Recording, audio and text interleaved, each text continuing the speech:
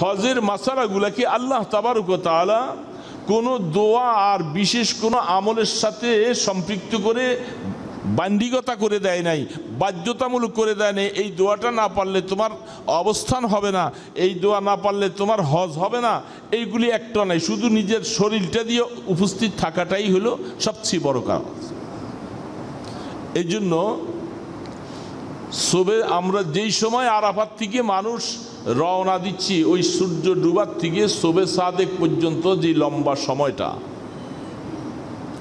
আবার যখন শোবে সাদেক শুরু হয়ে গেল মুজদালিফায় অবস্থানের সময়, এই রাত্রে এই শোবে সাদেকটা হইল ওর সামনের দিকে,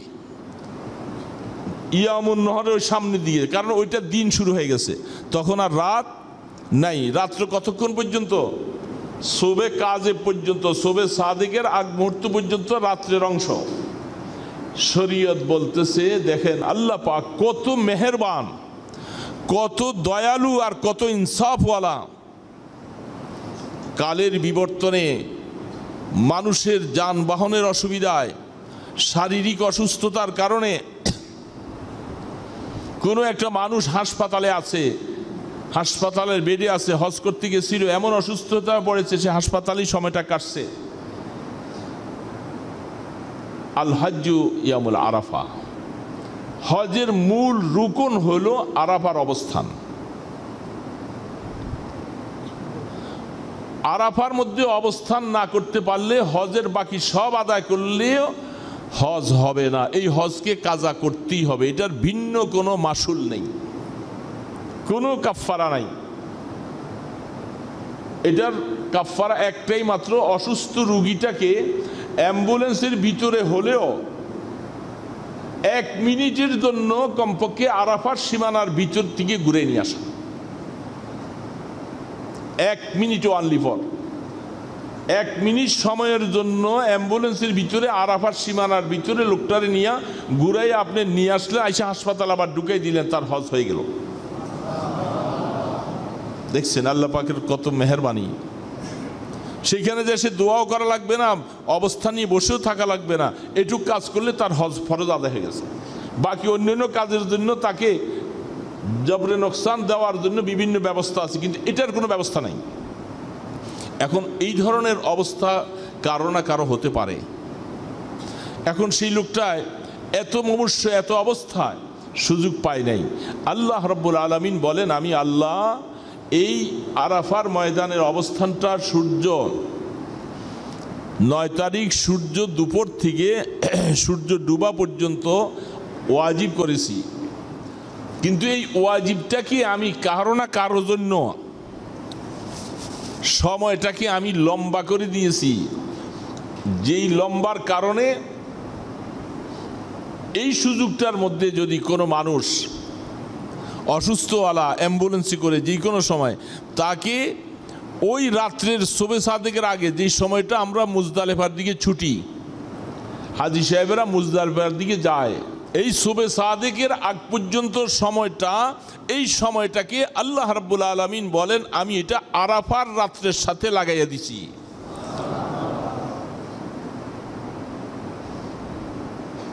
এটাকে 10 তারিখ ইয়ামুন নহরের রাত্রের সাথে দেই নাই। এই জন্য সারা পৃথিবীর মধ্যে হিসাবে দেখা যায়, হাদিসে বর্ণনা অনুযায়ী প্রত্যেকটা দিনের সাথে রাত আছে, ইয়ামুন নহরের কোনো রাত নাই। এটা রাতবিহীন একটাই দিন, আর 9 তারিখের 2টা রাত।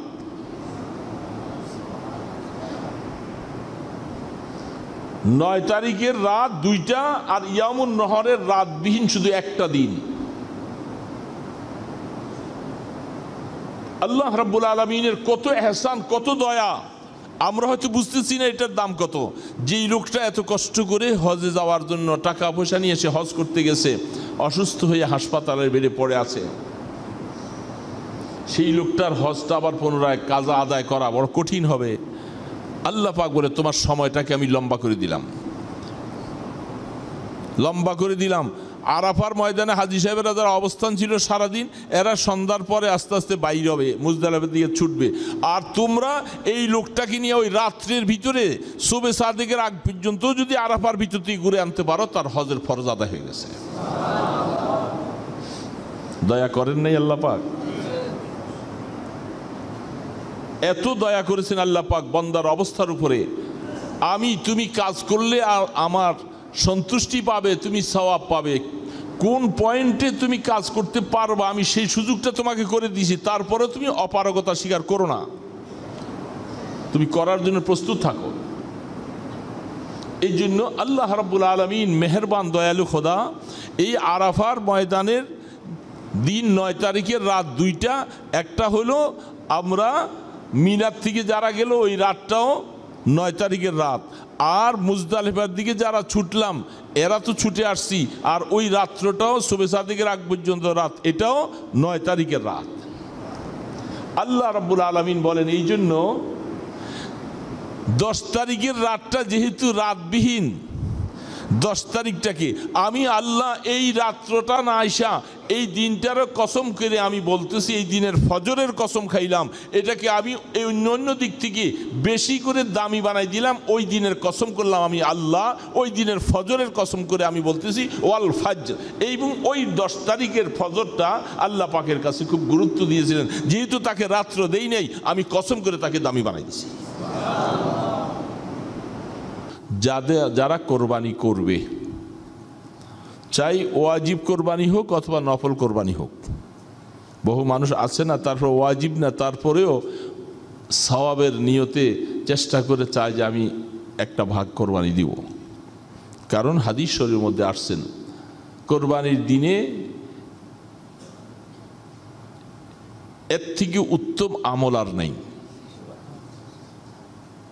যে সমর্থ থাকলে কমপক্ষে একটা কোরবানি করবে। এই জন্য যারা নফল কোরবানি করবে অথবা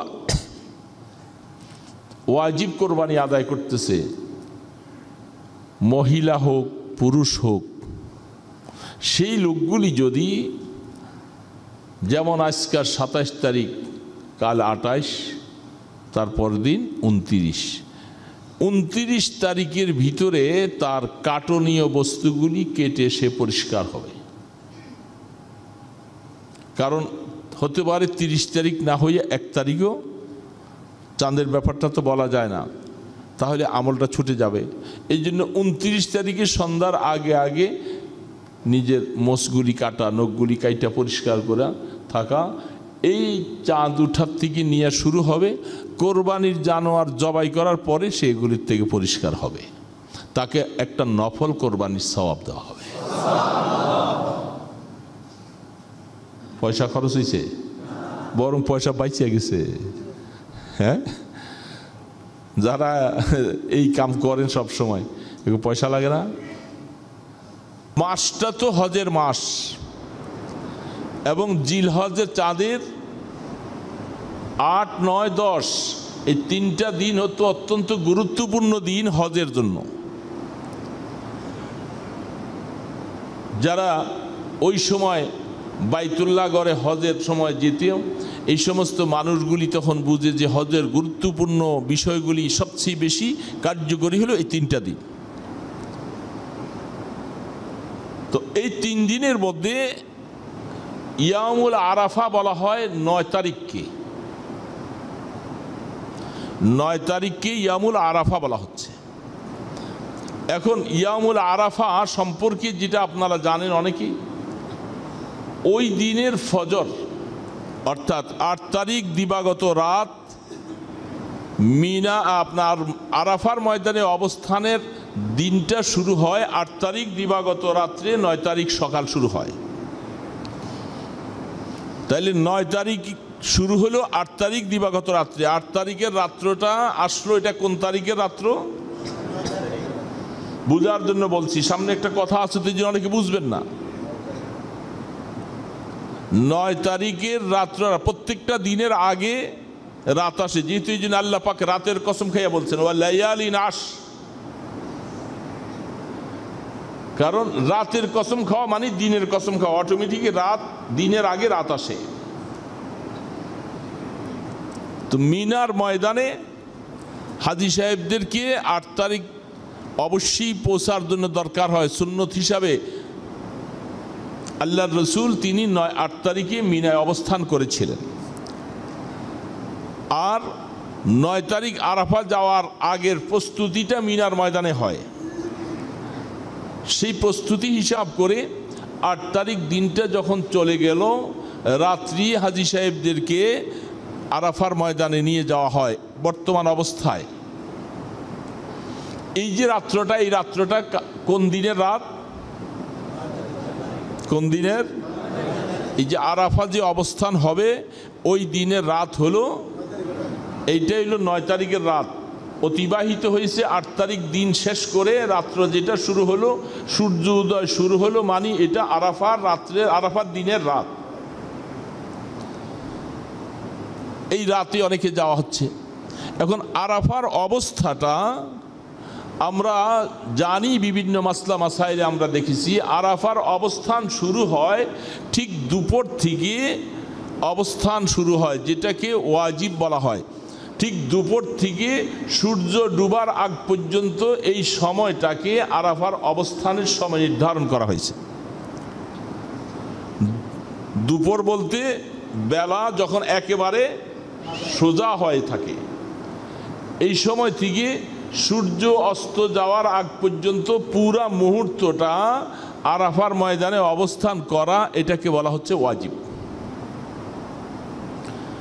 অবস্থান সকাল থেকে শুরু হয় নাই, দিন রাত্রটা পাইছি কিন্তু আগের থেকে শুরু হয়েছে। ফজরের পর থেকে যাওয়া আসা শুরু হয়েছে, অবস্থান শুরু হলো দুপুর থেকে সূর্য ডুবার আগ পর্যন্ত। এই কারণে সৌদি সরকারের পক্ষ থেকে সূর্য ডুবার আগে কোনো হাজী সাহেব আরাফাত থেকে যেন বের হতে না পারে, সমস্ত গেটগুলি টোটালভাবে বন্ধ রাখে। কেউ মনে করতে পারে যে আমার তো মোটামুটি অবস্থান হয়েই গেল, আমি একটু আগে পার হয়ে যাওয়ার জন্য পার হয়ে যাই, একজনকেও সূর্য ডুবার আগে বের হতে দিবে না। পুরা কঠিন প্রোটেকশন থাকে। না বুঝতেওয়ালা অনেকে হতে হলেও কিন্তু তারা এই মাসালা ভালো করে জানে বিধায় তারা এটাকে ওইভাবে করে বাস্তবায়ন করে। এখন আপনি সূর্য ডুবার পরে এখন আপনার সেখান থেকে বের অনুমতি আছে, বের হয়ে যাবেন। খুব মনে রাখার কথা এটা, সূর্য ডুবার পরে আমরা বুঝতেছি এখন যাব মুজদালেফায়। মুজদালেফার অবস্থান ওয়াজিব, তাও কতটুক সময়? সারা রাত্র না, কতটুক সময়? শোবে সাদেক থেকে সূর্য উঠার আগ পর্যন্ত 1.5 ঘন্টা। 1.5 ঘন্টা সময় সূর্য উঠার, সূর্য উঠে নাই এখন, সূর্য উঠার থেকে শোবে সাদেক থেকে সূর্য উঠার আগ পর্যন্ত এই সময়টা মুজদালেফায় অবস্থান করা ওয়াজিব। এখন এই সময়টার ভিতরেই হলো দোয়া রোনাজারি, কান্নাকাটা মানুষ করবে। তাহলে শোবে সাদেকের আগ পর্যন্ত একটা লম্বা সময়, সূর্য অস্ত যাওয়ার থেকে নিয়ে শোবে সাদেকের আগ পর্যন্ত প্রায় 6-7 ঘন্টা। এই সময়টা, যেই সময়টা এখনো মুজদালেফায় আমরা যাচ্ছি, আগে রাস্তার ভিড়ের কারণে আগে রওনা দিয়ে যাচ্ছি, নতুবা এখানে আমাদের এখন কোনো কাজ নাই। কাজ শুরু হবে শোবে সাদেকের পর থেকে সূর্য ডুবার আগ পর্যন্ত। এই সময়টা হলো কাজের সময়, রোনাজারি করা। কি কাজ? সেখানে অন্য কোনো কাজ নাই, একটাই কাজ, সেখানে শুইয়া ছিল, আল্লাহর কাছে রোনাজারি করবে। কিছুই করতে না পারলো, কিছু বলতে না পারলো, তার অবস্থান হয়ে গেল। হজের মাসালাগুলাকে আল্লাহ তাবারক ওয়া তাআলা কোনো দোয়া আর বিশেষ কোনো আমলের সাথে সম্পৃক্ত করে বান্ডিগতা করে দেয় নাই, বাধ্যতামূলক করে দেয় নাই। এই দোয়াটা না পারলে তোমার অবস্থান হবে না, এই দোয়া না পারলে তোমার হজ হবে না, এইগুলি একটা নাই। শুধু নিজের শরীরটা দিয়ে উপস্থিত থাকাটাই হলো সবচেয়ে বড় কাজ। এই জন্য আমরা যেই সময় আরাফাত থেকে মানুষ রওনা দিচ্ছি, ওই সূর্য ডুবার থেকে শোবে সাদেক পর্যন্ত যে লম্বা সময়টা, আবার যখন শোবে সাদেক শুরু হয়ে গেল মুজদালেফায় অবস্থানের সময়, এই রাত্রে এই শোবে সাদেকটা হইল সামনের দিকে, ইয়ামুন নহরের ওই সামনের দিকে, কারণ ওইটা দিন শুরু হয়ে গেছে, তখন আর রাত নাই। রাত্র কতক্ষণ পর্যন্ত? শোবে কাজে পর্যন্ত, শোবে সাদেকের আগ মুহূর্ত পর্যন্ত রাত্রের অংশ। শরীয়ত বলতেছে, দেখেন আল্লাহ পাক কত মেহেরবান, কত দয়ালু আর কত ইনসাফওয়ালা। কালের বিবর্তনে মানুষের যানবাহনের অসুবিধায়, শারীরিক অসুস্থতার কারণে কোনো একটা মানুষ হাসপাতালে আছে, হাসপাতালের বেডে আছে, হজ করতে গেছিল, এমন অসুস্থতা পড়েছে সে হাসপাতালেই সময়টা কাটছে। আল হাজ্জু ইয়ামুল আরাফা, হজের মূল রুকন হলো আরাফার অবস্থান। আরাফার মধ্যে অবস্থান না করতে পারলে হজের বাকি সব আদায় করলেও হজ হবে না। এই হজকে কাজা করতেই হবে, এটার ভিন্ন কোনো মাসুল নেই, কোনো কাফফারা নাই। এটার কাফফারা একটাই মাত্র, অসুস্থ রুগীটাকে অ্যাম্বুলেন্সের ভিতরে হলেও 1 মিনিটের জন্য কমপক্ষে আরাফার সীমানার ভিতর থেকে ঘুরে নিয়ে আসা। 1 মিনিট অনলি ফর 1 মিনিট সময়ের জন্য অ্যাম্বুলেন্সের ভিতরে আরাফার সীমানার ভিতরে লোকটারে নিয়ে ঘুরাই আপনি নিয়ে আসলে আইসা হাসপাতাল আবার ঢুকাই দিলেন, তার হজ হয়ে গেল। দেখছেন আল্লাহ পাকের কত মেহেরবানি। সেইখানে যে সে দোয়াও করা লাগবে না, অবস্থা নিয়ে বসেও থাকা লাগবে না, এটুক কাজ করলে তার হজ ফরজ আদায় হয়ে গেছে। বাকি অন্যান্য কাজের জন্য তাকে জবরে নোকসান দেওয়ার জন্য বিভিন্ন ব্যবস্থা আছে, কিন্তু এটার কোনো ব্যবস্থা নাই। এখন এই ধরনের অবস্থা কারো না কারো হতে পারে। এখন সেই লোকটায় এত মুমূর্ষ, এত অবস্থায় সুযোগ পায় নাই। আল্লাহ রাব্বুল আলামিন বলেন, আমি আল্লাহ এই আরাফার ময়দানের অবস্থানটা সূর্য 9 তারিখ সূর্য দুপুর থেকে সূর্য ডুবা পর্যন্ত ওয়াজিব করেছি। কিন্তু এই ওয়াজিবটাকে আমি কারো না কারোর জন্য সময়টাকে আমি লম্বা করে দিয়েছি, যেই লম্বার কারণে এই সুযোগটার মধ্যে যদি কোনো মানুষ অসুস্থওয়ালা অ্যাম্বুলেন্সে করে যে কোনো সময়, তাকে ওই রাত্রের শোবে সাদেকের আগে যেই সময়টা আমরা মুজদালিফার দিকে ছুটি, হাজী সাহেবেরা মুজদালিফার দিকে যায়, এই শোবে সাদেকের আগ পর্যন্ত সময়টা, এই সময়টাকে আল্লাহ রাব্বুল আলামিন বলেন আমি এটা আরাফার রাত্রের সাথে লাগাইয়া দিছি।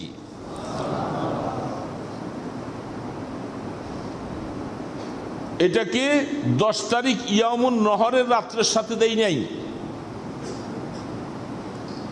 এই জন্য সারা পৃথিবীর মধ্যে হিসাবে দেখা যায়, হাদিসে বর্ণনা অনুযায়ী প্রত্যেকটা দিনের সাথে রাত আছে, ইয়ামুন নহরের কোনো রাত নাই। এটা রাতবিহীন একটাই দিন, আর 9 তারিখের 2টা রাত।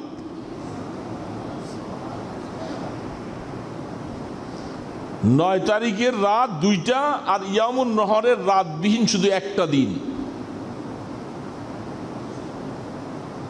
আল্লাহ রাব্বুল আলামিনের কত এহসান, কত দয়া, আমরা হয়তো বুঝতেছি না এটার দাম কত। যেই লোকটা এত কষ্ট করে হজে যাওয়ার জন্য টাকা পয়সা নিয়ে এসে হজ করতে গেছে, অসুস্থ হয়ে হাসপাতালের বেডে পড়ে আছে, সেই লোকটার হজটা আবার পুনরায় কাজা আদায় করা বড় কঠিন হবে। আল্লাহ পাক বলে তোমার সময়টাকে আমি লম্বা করে দিলাম, লম্বা করে দিলাম। আরাফার ময়দানে হাজী সাহেবেরা যারা অবস্থান ছিল সারাদিন, এরা সন্ধ্যার পরে আস্তে আস্তে বাইর হবে, মুজদালিফার দিকে ছুটবে। আর তোমরা এই লোকটাকে নিয়ে ওই রাত্রের ভিতরে শোবে সাদেকের আগ পর্যন্ত যদি আরাফার ভিতর থেকে ঘুরে আনতে পারো, তার হজের ফরজ আদায় হয়ে গেছে। দয়া করেন নাই আল্লাহ পাক?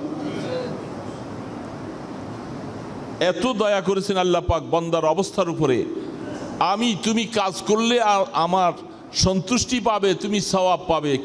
কোন পয়েন্টে তুমি কাজ করতে পারবা আমি সেই সুযোগটা তোমাকে করে দিয়েছি, তারপরে তুমি অপারগতা স্বীকার করো না, তুমি করার জন্য প্রস্তুত থাকো। এই জন্য আল্লাহ রাব্বুল আলামিন মেহেরবান দয়ালু খোদা এই আরাফার ময়দানের দিন 9 তারিখের রাত 2টা, একটা হলো আমরা মিনার থেকে যারা গেল ওই রাতটাও 9 তারিখের রাত, আর মুজদালিফার দিকে যারা ছুটলাম এরা তো ছুটে আসছি, আর ওই রাত্রটাও শোবে সাদেকের আগ পর্যন্ত রাত, এটাও 9 তারিখের রাত। আল্লাহ রাব্বুল আলামিন বলেন এই জন্য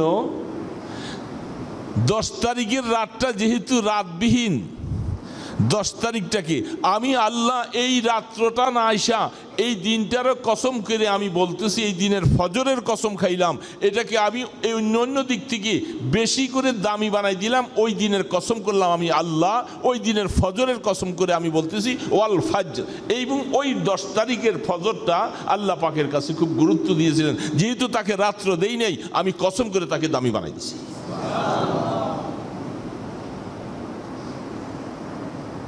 দেখছেন কেমনি দামি বানাইছে আল্লাহ রাব্বুল আলামিন। এই জন্য ইয়াউমুন নাহর এটা এত দামি।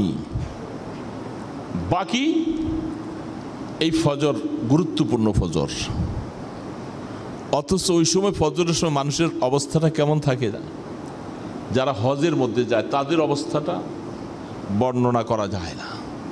এত ক্লান্ত, এত অবসন্ন, পরিশ্রান্ত, খাওয়া নাই, দাওয়া নাই, ঘুম নাই, বিশ্রাম নাই, 2-3টা রাত কি অবস্থায়। অনেকে যে আইসা মুজদালিফায় হজের মৌসুমে যারা আরাফাত থেকে আইসা মুজদালিফায় শুয়ে মাটির মধ্যে শুয়ে রয়েছে, এমন আরামের ঘুম হয় মনে হয় যেন জীবনে এত মজার ঘুম আর হয় নাই। বাড়িতে খাট পালং তোষকে এয়ার কন্ডিশনও এরকম ঘুমায় নাই, ওইখানে মাটিতে কঙ্করের মধ্যে পড়ে রয়েছে, ঘুমাইসে গেছে, শরীর ক্লান্ত অবস্থা। আর আল্লাহ পাক ওইখানে ঘুমটা, আরামের ঘুমটা আনাবে, যেহেতু সামনে তার একটা পরিশ্রমের কাজ আসতেছে। ঘুমটা হইলে তার শরীরের মধ্যে নেশাত আসবে, একটু আরাম আসবে, সে দিনের কাজগুলি করতে সক্ষম হবে।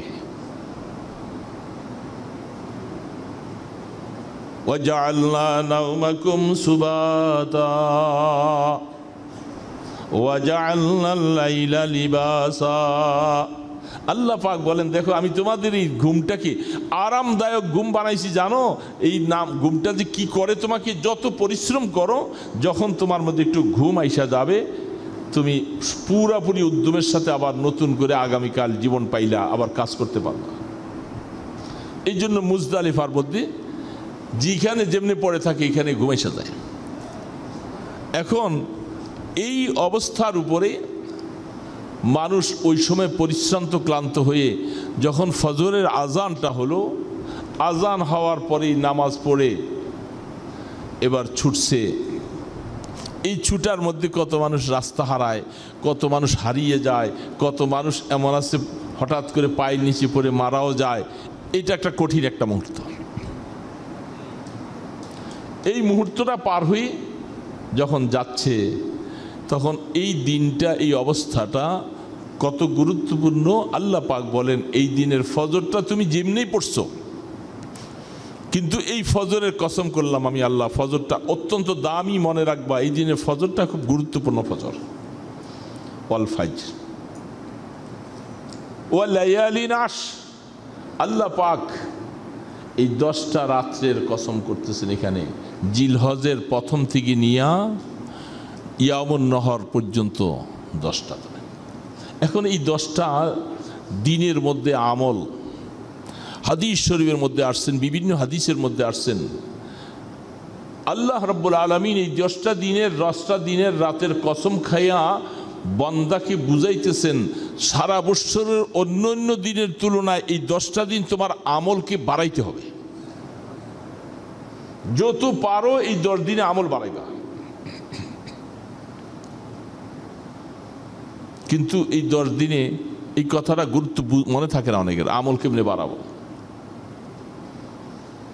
নফল বেশি করে পড়েন, এবং হাদিসের মধ্যে আসছেন আল্লাহর জিকির বেশি করে করবে।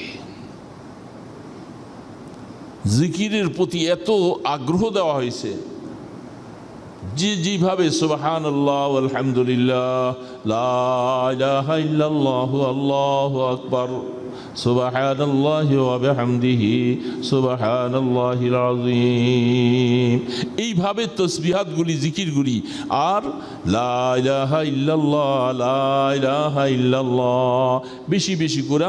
হাদিস শরীফে আসছেন এই 10 দিন, অন্য বছরের অন্য দিন কি করছো না করছো সেটা তুমি দেখো না, এই 10টা দিন বেশি বেশি করে জিকির করো।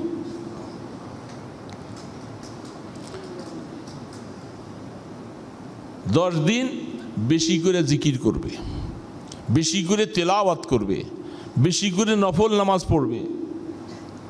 যেহেতু এই দিনটা এক একটা দিনের এক একটা রাতের ইবাদত, এবং চেষ্টা করি একটু তাহাজ্জুদের নামাজ পড়ার চেষ্টা করা। যেহেতু এক একটা রাত্রের ইবাদত সবে কদরের ইবাদতের সমতুল্য, এটাকে যদি হেলায় খেলায় কাটাইয়ে দেই তাহলে এটা ভাগ্য খারাপই করলাম। রোজা যদি রাখতে পারি খুব ভালো, এক একটা রোজা 1 বৎসরের রোজার সওয়াব। এবং ইয়ামুল আরাফার রোজাটা হাদিসের মধ্যে আসছেন, তোমার 1 বছর আগের গুনাহ মাপ, 1 বছর পরের গুনাহ মাপ। ইয়ামুল আরাফা। এই জন্য আমরা যারা যারা আছি চেষ্টা তো করা যায়। আস-সাই ইনদি ওয়াল ইতমামু মিনাল্লাহ। আল্লাহ পাক বলছেন, বান্দা তুমি চেষ্টা করবা, পরিপূর্ণতা দান করব আমি। এই জন্য এই আওয়াজগুলি ঘরে মা বোনদেরকে পৌঁছে দিবেন। যদিও তারা অনেকে কথা শুনতে পারে না, মনে শুনে, অনেকের অভ্যাস আছে প্রতি মাসে সপ্তাহের মধ্যে 2 দিন সোমবার আর বৃহস্পতিবার আল্লাহ রসুল নফল রোজা রাখতেন। তো মা বোনরা অনেকের রোজা রাখার অভ্যস্ত, তাদেরকে আওয়াজ শোনাই দিবেন যে বিশেষ করে এই 9টা রোজা 1 তারিখ থেকে ইয়ামুল আরাফা পর্যন্ত এই রোজাগুলি রাখার জন্য চেষ্টা করা। রমজান মাসের মতো যদি ঘরের মধ্যে সে ইন্তজাম রাখা হয় তাহলে ঘরের বালেক যারা আছে সারা রোজার মতো এই 9টা রোজা রাখলো। রমজানে যেরকম সবাই উঠে যায় না, একসাথে সাহারি খায়, এটা করতে পারে। এবং এই 10টা দিনে গুনাহ থেকে নিজকে বাঁচাবার জন্য চেষ্টা করা। মাসের অন্য অন্য দিন, এটা মানে এই কথা আবার বলেন না যে তাহলে অন্য দিন বলা কি জায়েজ না। অন্য দিনে অনেক সময় সতর্কতা অবলম্বন করি না, গীবত করি, মিথ্যা কথা বলছি, কিছু গুনার কাজ হয়ে গেছে। বিশেষ করে এই 10টা দিনের মধ্যে খেয়াল আসা, এটা কঠিন মারাত্মক একটা গুরুত্বপূর্ণ দিন। এই দিনে যেন আমার ওই অভ্যাসটা যেন পরিহার করি। এই দিনের ভিতরে আমি কারো গীবত করব না। গীবত বুঝছি তো, মানুষের পিছনে তার নিন্দাগুলি বলা। গীবত করব না, মিথ্যা কথা বলবো না, কাহাকেও ঠকাবো না, কাহারও হক নষ্ট করব না। অর্থাৎ যে গুনার কাজ যেগুলি আছে এগুলি এই 10টা দিনে চিন্তা করে হলেও ছেড়ে দেওয়া, যে এই 10 দিনের মধ্যে আমার কোনো গুনাহ আমাকে টাচ করতে না পারে। এই 10টা দিনের ভিতরে আমরা চেষ্টা করতে পারি। দেখেন আল্লাহ রাব্বুল আলামিন আল্লাহ রসুল উম্মতকে আমলের দিকে কিভাবে উৎসাহিত করেছেন। যারা এই দেখেন এইটুক কাজ এটাই পারবো না আমরা অনেকে। আমি দেখি অনেক সময় অন্যান্য বছর আলোচনা করলেও অনেকে পারি না। তো বোঝা যায় এত সহজ একটা কাজ, মুফত একটা কাজ, এটা তো সে রাজি হয় না। তো সে যে আরো অন্য কাজগুলি কি করে এটা কেমনে বুঝবো? কতগুলি জিনিস আমল আছে যেগুলি বাহ্যিক দেখা যায়, কতগুলি আমল আছে ঘরে বসে করে দেখা যায় না, আর কিছু আমল আছে লোকালয় প্রকাশ হয়ে যায়। আছে না এমন কিছু আমল? এই আমলগুলির কথা অনেক সময় বলছি, কিন্তু চেহারার দিকে চাইলে দেখি যে আমলটা আদায় করতেছে না। তার মানে তার কাছে এই আমলটার তেমন গুরুত্বই নেই। হোক আমল ছোট, যখন শুনছি যে আল্লাহ রসুল বলছেন এবং সহি হাদিসের দ্বারা তা প্রমাণ পাওয়া গেছে, আমি চেষ্টা করব যেখানে আমার 2 পয়সা খরচ হবে না, কিন্তু সেই কাজটাও করতে পারি না। সেই কাজটা হলো যারা কোরবানি করবে, চাই ওয়াজিব কোরবানি হোক অথবা নফল কোরবানি হোক। বহু মানুষ আছে না, তারপর ওয়াজিব না, তারপরেও সওয়াবের নিয়তে চেষ্টা করে চায় যে আমি একটা ভাগ কোরবানি দিব। কারণ হাদিস শরীফের মধ্যে আসছেন কোরবানির দিনে এর থেকে উত্তম আমল আর নেই। যে সামর্থ্য থাকলে কমপক্ষে একটা কোরবানি করবে। এই জন্য যারা নফল কোরবানি করবে অথবা